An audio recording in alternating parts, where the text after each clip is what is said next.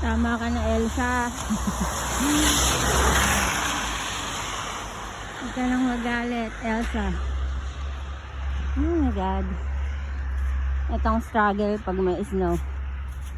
Ang daanan. Maitim na. Ang layo pa ng bahay namin. Oh.